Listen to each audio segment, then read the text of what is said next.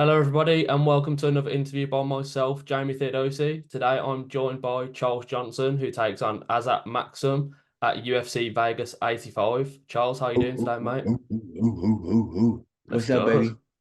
Doing How's good. I mean, we've just spoke a little bit before our click record. Just want to ask you how camp's going. How has it gone this time around? Camp's great, man. Like I'm feeling good, ready to take the fight wherever it needs to go and get this win, man. Just excited about performing, excited about going in there and taking some risk and trying some shit and happy with where I am as a martial artist. Perfect. I just want to rewind back to the last fight because obviously Estevan missed weight originally, which must have been extremely frustrating for yourself. Um, how frustrating was it that he missed the weight and then obviously the fight went how it went? Um, it was it was one of those situations where like I love to fight and but like the part of me told me like fuck this fight, because for one, it was like the only fight that was offered to me.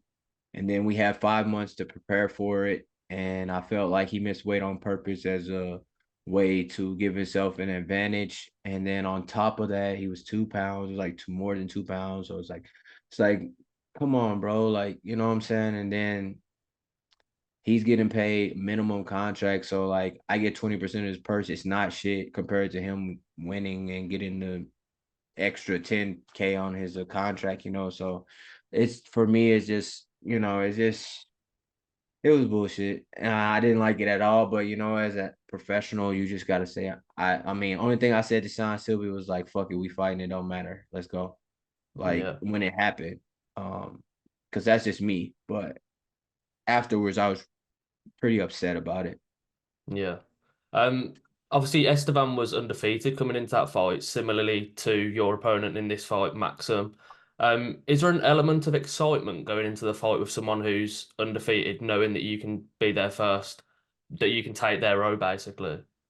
Yeah, man. I don't think about records, man. I watch film. I watch guys like records. Yeah, they matter, but only to an extent. Man, you look at my resume, you look at his. It's just okay. You're 17. No, congratulations. You did what you were supposed to do to get to this point in your career and be fighting against the best. So I don't hold anything against them. If you're developing a fighter and you're bringing a fighter up and you're a coach, that's what you're supposed to do. But for me, it's just like let's go. This is now these are the real tests in your career. Now you can start really hanging your cap on your records. And for me, I mean, losses don't matter because I'm getting a lot out of my time in these 15-minute small cage grapple only fights. I my amount of adversity that had to face in this last year, it's just gonna make me so much better. It's made me already so much better as a athlete and a martial artist that I'm thankful for it, and I'm just excited about what I can do moving forward. Sounds good, man. Obviously you've had a really busy 2023. You've had four fights and having four fights has seen you as the second most tested athlete in 2023. Yeah, Obviously the UFC's partnership with USADA is over now. So yeah. what was that experience like for you and what were your experiences like with them? I mean, I mean, it was a headache at times because it seemed like everywhere I had to travel a lot because my fiance at the time, my wife now, she lived in Norway. So after fights, I would go to Norway for at least some time to spend some time with her, and I come back and get right back to training. But every time I go to Norway, it's like they pop up like they're trying to catch me doing something. And I went to Serbia with Jordan Burroughs for World Championships. They came to our Airbnb to test me. I was only in Serbia for a few days. It was really weird. It's like as soon as you put in the travel, so you're traveling somewhere, they pop up like they're gonna catch you doing something. And for me, it's just like the shit was ridiculous. It was always blood and urine. So it was kind of that it wasn't just urine. If it was just urine, I've been cool, but like it was always blood and urine. I don't like needles. So that part really irritated me. But like I said earlier, it was just a lot of adversity last year, and for me, I just think it just molded me into like, man, the rest of my career is just only up. It feels like. Yeah. And can you touch on a bit of that adversity you faced last year and how that's kind of shaped you to be the not only the fighter you are this year, but the man you are this year? How has that kind of helped you develop as a fighter? Yeah, man. I mean, we all believe in ourselves. For the most successful people, believe in themselves when they step in there. The sports tests you mentally a lot, and physically, but it was some things with as far as skill that I thought I was more proficient at that in fights. It was just small things. And flyweight is the weight class that it's gonna you be seen the most. It's the most skilled weight class. So for me, it's just moments in fights, it's places where I can be a better fighter and they get shown to me after losses. Like, okay, I could have done this here. I will do this here next time. Okay, I did this that last fight and it worked, but this fight, this happened, and I got to do this better next. So this little, my choice word recently has been tinkering. I've been tinkering with myself as a martial artist lately, and I'm just really thankful for every bit of it, every opportunity, because I think that every time I'm in there, I'm just getting better from it. And guys, they take all this time off. I think these guys they only take so long to fight because they like having their name and they say they're in the UFC. But for me, I'm going for a goal, and as long as I'm fighting and training and competing, I feel like I'm getting closer to that goal. Definitely. And obviously touching on your upcoming opponent, how much do you know about him as a fighter, if anything at all? I mean, I seen a couple videos on YouTube and watched a little documentary about him coming up, and it, I mean, power to him. He's done all the right things to be the fighter he is today. So I'm just, I'm very excited about this opportunity. At the end of the day, man, guys train in martial arts their whole life and still go out there and get their ass whooped. So that's every week. Guys wrestle their whole life and just are average wrestlers. Like, so you can't put too much stock into what other people do and who they are and their stories. You just have to believe in your own story and continue to press that. Yeah. And obviously, like you've just said there, it's about what you're doing, not what he's doing. His wins have been split across methods, which is obviously something you very rarely see in mixed martial arts. Where do you feel you have an advantage in this fight over him? Um, Honestly, I feel like everything he does, I do a little bit better outside of the freestyle wrestling. He's a lot more proficient in freestyle wrestling, throws and things like that. Because that's just the style of wrestling. I came up in US American wrestling, so it's a different style of wrestling. So I'll be a little more proficient in shot taking type things, but he shoots more than me in fights. So like, not to say that I can't shoot. I just haven't shown these things to people in fights. And so for me, it's just about being a complete fighter, complete martial artist, and going in there and being offensive. And I really believe I can do and win every position in Yeah. this fight. Everybody has moments in fights, but for me, it's about taking those. Yeah. Obviously your last fights have gone to the judges' scorecards. How have you this time round honed in on trying to kind of hone in on that killer instinct again and come into the point where you don't want to leave it to the judges' Hey, scorecards? How have I you am honed a in on that? fucking killer, bro. I am a killer, but these guys don't fight me. They go in for a competition to hold on and be skullet sniffers, bro. Like they are not trying to fight me. So this guy, I feel like will attempt to fight me. If he does try to fight me like he did with Tyson, I think it'll be very favorable for me. But if he does what he's done in past fights and just goes freestyle wrestling, tries to wrestle, I don't know if he'll be able to maintain that with me. I push people's lungs, and he might have a gas tank, but he don't have 12 miles a day cross country, all American athlete lungs like me. So for me, I've just been focused on my cardio this camp and just going in here, pushing the pace. And at the end of the day, I'm gonna be ready for every type of situation that happens in there. Yeah. Obviously you were recently in attendance for UFC 297 in Canada. What was that experience like for you and how did you score the main event? 'Cause I know there's been some kind of controversy around that. How did you score I that one? mean, for me, it was no controversy. Sean Me lost the fight. neither. I was rooting for Sean. He lost the fight, in my opinion. He didn't win the moments. He lost the close moments, and so that was the difference in the fight. Duplessis the first 2 rounds in clutch moments got takedowns, even if he didn't hold him down, whatever. That was the only difference in the round. So in my opinion, he won those rounds. In the 3, 4, and 5, it was exchanges, but Duplessis was doing a little bit more in each exchange, in my opinion. He was attacking body, head, legs, everything. And after Sean threw 1, 2, 3 punches, he came back 2, 3, leg kick, body, boom, step around. So and threatened a takedown. So he was just more active. He felt like to me, and he won the fight. I, in attendance, thought that Sean lost every round. I thought they were extremely close. You can give him a round if you want, but I didn't think that he did nearly enough to win that fight. I thought it was a unanimous decision in Duplessis' favor, and I was rooting for Sean. Yeah, I agree. I think the fight was Duplessis' fight to take, and I think he did enough to take it on the scorecards. I'm not sure why there's so much controversy, but is I that think part? people just wanted Sean to win. Yeah, I believe so too.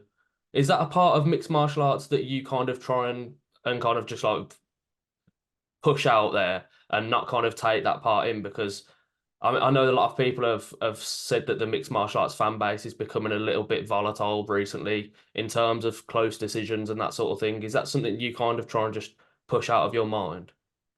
I mean, yeah, like our fan base is so fucking wishy-washy, especially the American fan base. Americans have no ties to anyone. They boo Americans and cheer for Kamzat. I was in Florida for the Jacksonville Gilbert Burns Kamzat fight. They boo Gilbert, who's from Florida, trains in Florida. They booed him in America and they cheered for Hamza. And then the crowd shifted when the fight as the fight progressed. So they're wishy-washy. But I mean it is what it is. You gotta earn these fans here in America. It's hard um for Americans to really get the American have a big solid fan base unless they like throwing around a flag and take on a certain persona, in my opinion. So for me, it's fun, man. Like it is what it is, but you just got to be focused on the goals. Like these guys come from different countries and they got the whole country behind them. This guy's coming from Kazakhstan. From the moment people thought that I was fighting him, I've had people DM me, commenting on every single post, multiple people just Kazakh flags, Kazakh. And for me, it's like whatever, like he's gonna kill you. He's gonna like that's their fandom. That's how they go for their countrymen. And for me, I respect it. It's cool, but at the end of the day, it's me and him in there. And these fans, it's nice to have support, but all you need is your system, your support system around you, So fans gonna be fans, man. You got, Yeah. I love the entertainment part of it. And so I embrace all of it. I understand what it is to be an entertainer. Yeah. I mean, the fans aren't something you're going to have to worry about on the night specifically this time round. And this will be your sixth fight in a row that's taken place at the UFC Apex. Yeah. Um, do you enjoy fighting there and sort of what's the difference between fighting there and fighting in the front of a live crowd? For a time I enjoyed it, but now I'm just kind of like irritated with it because I don't feel like I've been afforded the full UFC experience and my whole career is gonna be in the fucking apex, and no fans. I can't even get my wife in there and my baby girl because the tickets are fucking $1,600 plus.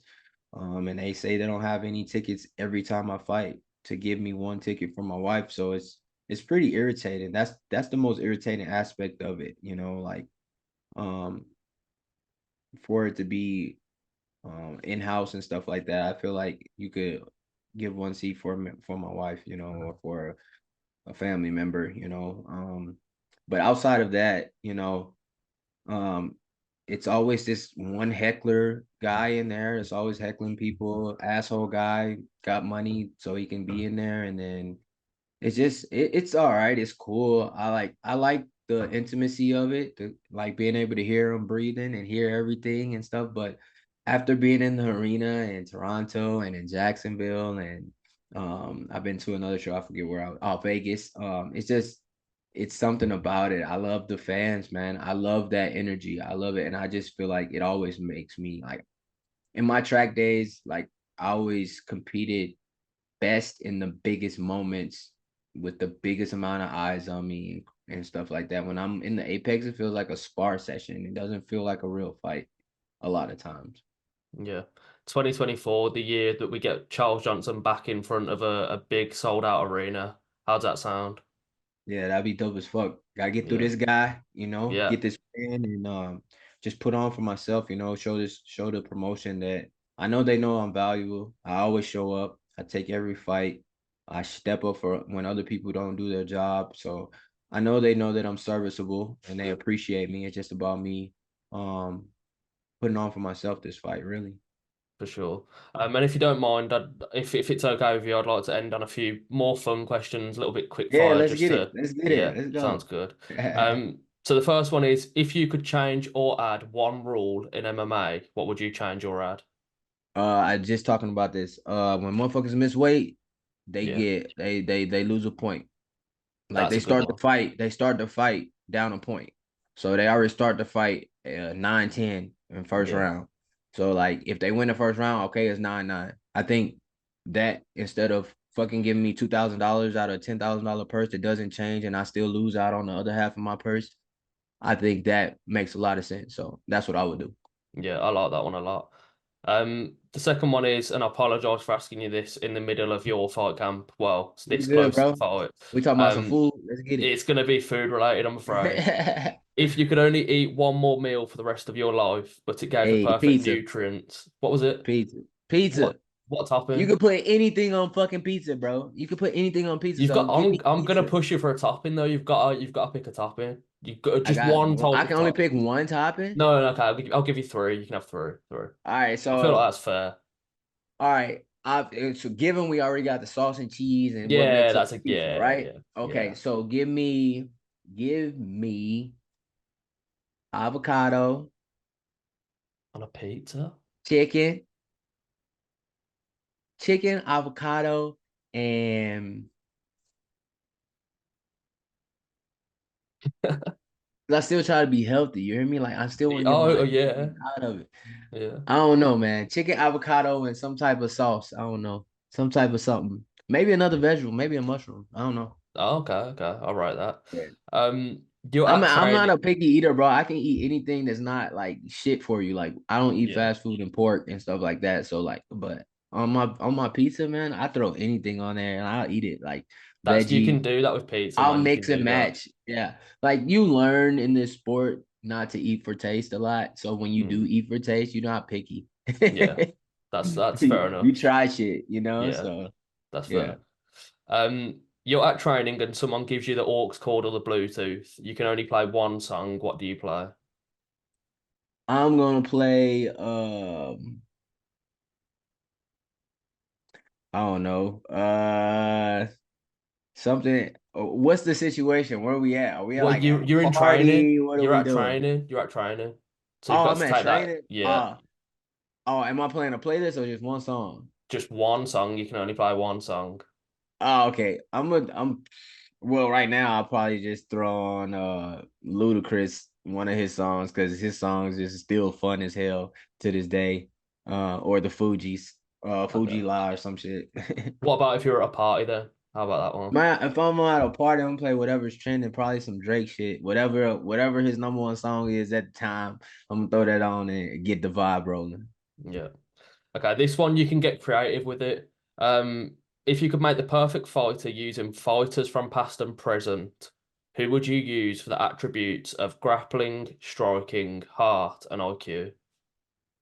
All right, so for grappling, I'll take Habib.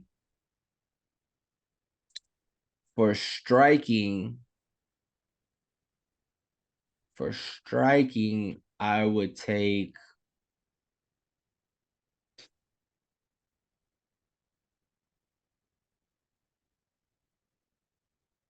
for striking, I would take Connor. I want to hurt people. Yeah. All right, so Connor for striking. 145 Connor. Yeah. Um, so grappling, striking. What was the other one? IQ. IQ, yeah. I'm gonna give that to Mighty Mouse, The And last one is heart slash chin. That sort of like dogged mentality sort of thing. yeah, heart slash chin. I would have to go with Max Holloway. Yeah, a lot of people say him. A lot of fighters give me him. Yeah, I would have to go with him or Volkanovski. Yeah. If you could go for a drink with anyone in the world right now, dead or alive, who would you pick? Anyone in the world? Mm, Mm, I probably would go and sit down with J. Cole. nice. Probably go sit down with J. Cole, man. Pick that man brain. Yeah, Been a fan for a while, so I like that. And then the last one, if you could travel to any place in the world right now, where would you travel to? I will travel somewhere tropical that's fucking nice. Probably somewhere in Thailand, No. northern Thailand or something, or Bangkok or something. Yeah. Oh, you've Get to a trained out beach. in you've trained out at Tiger Muay Thai quite often, haven't you? Am I correct Yeah, in in Phuket, thinking that? yeah. Yeah. Yep. So What's the experience I like over there? it's nice, man. It's like in Phuket. So in Phuket, Thailand is just fight street. Like Yeah. literally, you got multiple gyms, multiple places to eat that are health orientated, CrossFit gyms and MMA gyms, and just everything you need on the street. And then in the north of Thailand, closer to the airport now, you got Bang Tao MMA, which you got huge names going through there now, and they have a great coaching staff and great strength and conditioning. So from the north to the south, they're about an hour, 45 minutes, 45 minutes to an hour from each other. You got a lot of different places and just so much a wealth of knowledge, experience, and everything. So Thailand is just a fight. That is the fight capital to me. That's the fight capital to me. It has everything. And then you can come back to American or whatever. Yeah. But I like Habib's team as well, though. Like Mm, their wrestling style and the sambo styles. yeah. And then before I let you go, mate, I'll just let you give a shout out to anyone you want to give a shout out to, any sponsors, anything like that. Yeah, I mean, it's gonna sound bad, but shout out to me, man. I worked my ass off this camp, and I'm just ready, man. I'm excited, and I'm thankful for my team that's helped me going. You know who you are, and I appreciate you, and it's always love, and I appreciate you for having me on. Shout out to Charles Johnson. I appreciate your time today, mate. Appreciate it, man. Much love. Everyone, everyone go catch the fight next weekend against Azat Maksum at Yeah, UFC Vegas 85. yup. We getting straight to it, baby. Let's go. Let's go.